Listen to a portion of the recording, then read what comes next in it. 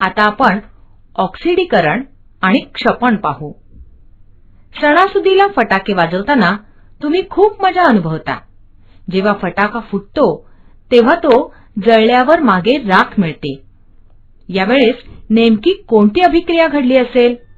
फटाक्यातील रासायनिक पदार्थात ऑक्सिडीकरण अभिक्रिया होते आणि त्यातून उष्णता व प्रकाश बाहेर पडतो।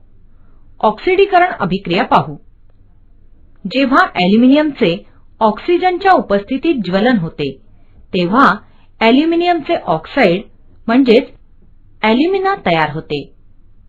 4Al अधिक 3O2 वायू मिळते 2Al2O3।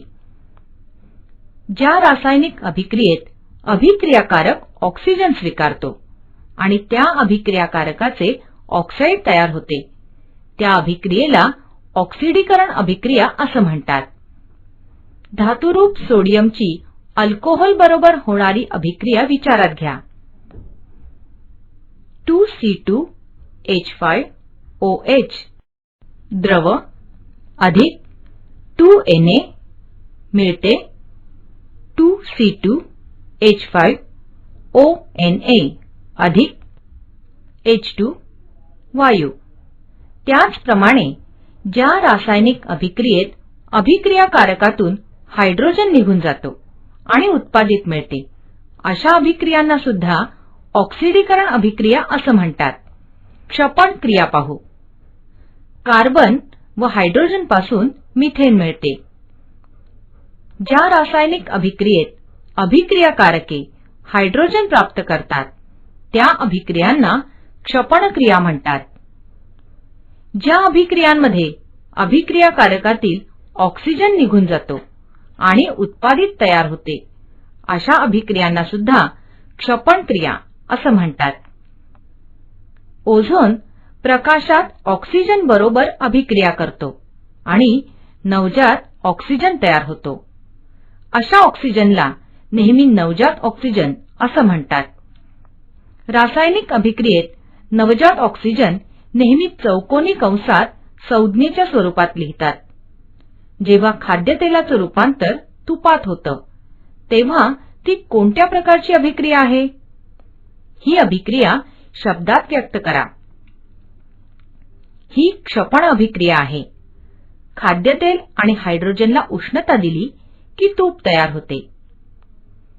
2Cu स्थायू कॉपर तांबे अधिक O2 वायू ऑक्सिजन मिळते 2CuO स्थायू कॉपर ऑक्साइड।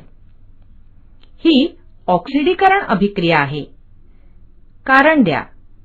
जेव्हा काळ्या कॉपर ऑक्साइडवरून हायड्रोजन वायू प्रवाहित करतात तेव्हा गुलाबीसर तपकिरी रंगाचा कॉपरचा थर मिळतो।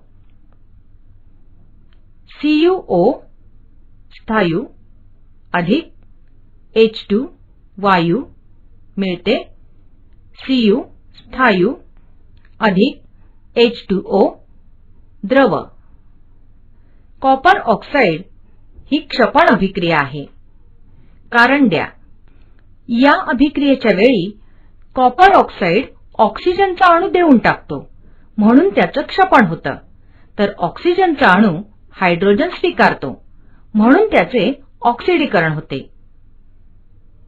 दिलेल्या रासायनिक अभिक्रियेत एकाच वेळी जेव्हा ऑक्सिडीकरण आणि क्षपण अभिक्रिया घडून येतात तेव्हा त्या अभिक्रियेला रेडॉक्स अभिक्रिया असे म्हणतात।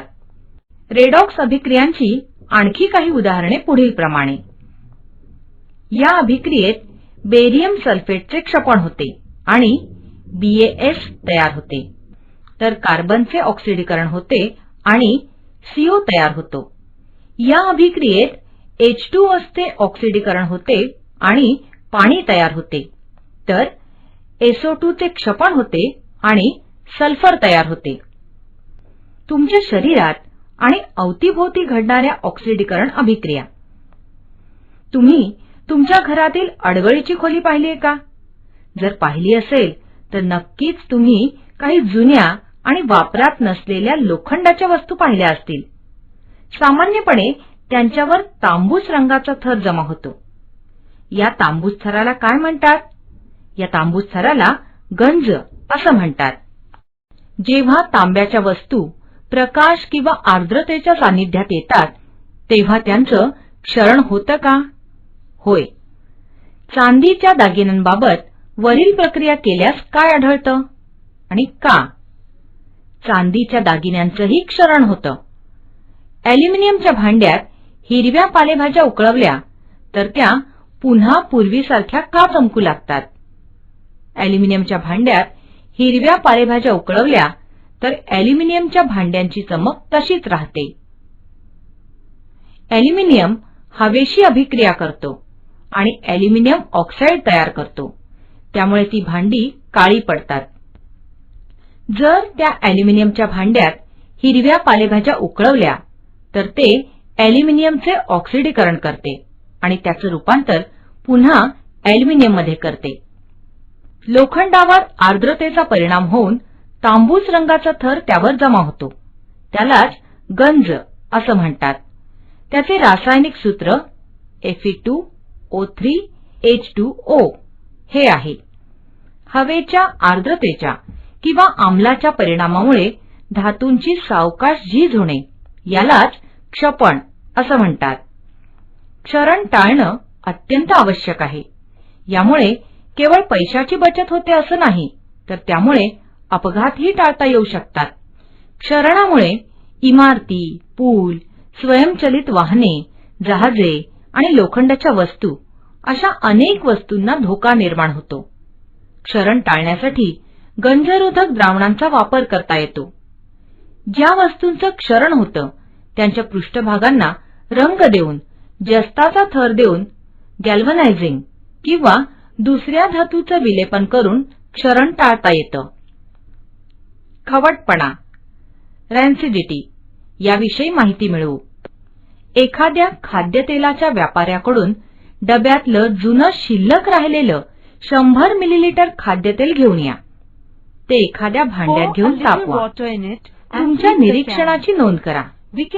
जेव्हा जुनं शिल्लक राहिलेलं खाद्यतेल आपण तापवतो तेव्हा ते फसफसतं आणि त्याला घाणेरडा वास येतो.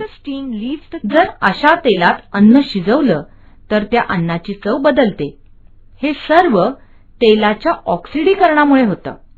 जेव्हा तेल किंवा तुपाचं ऑक्सिडीकरण होतं किंवा ते दीर्घकाळ तसंच ठेवलं जातं तेव्हा त्याला खवटपणा प्राप्त होतो.